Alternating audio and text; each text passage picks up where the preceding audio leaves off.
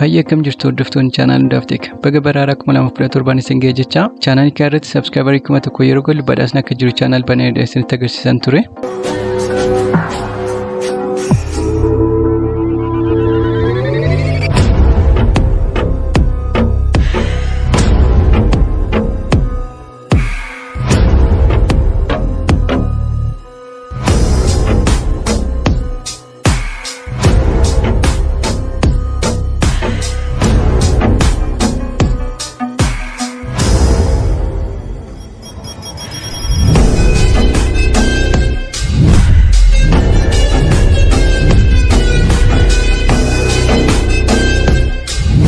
Kanaaf har'a video kana keessatti gaaffii baay'ee salphaataan sadii qabadhee isiniif dhiyaadheera. Deebiin gaaffii kanaa karaa contact form website hundaaf.blogin qofa naaf ergitu. Kana jechuun deebiin karaa website kanaatiin ergaman qofa ni ilaala jechuudha. Akkuma beektan badhaasni keessan mobile card kuufama internetii isiniif haa ta'u jedhee community irratti poolii post isiniif godheen ture. Baay'een keessan kuufama internetii waan filattaniif badhaasni keessan kuufama internetii ta'a jechuudha. Namni gaaffiiwwan armaan gadii karaa website kootiin deebii sirrii jalqaba irratti naaf erge kuufama internetii kan 6 GB 4.4 lammaffaa irratti kan naaf erge kuufama internetii kan 6 GB 2.2 sadaffaa irratti kan naaf erge kuufama internetii kan 6 GB 1.1 badhaafama. Amma gara gaaffiitti dabarru. Gaaffii tokkoffaa.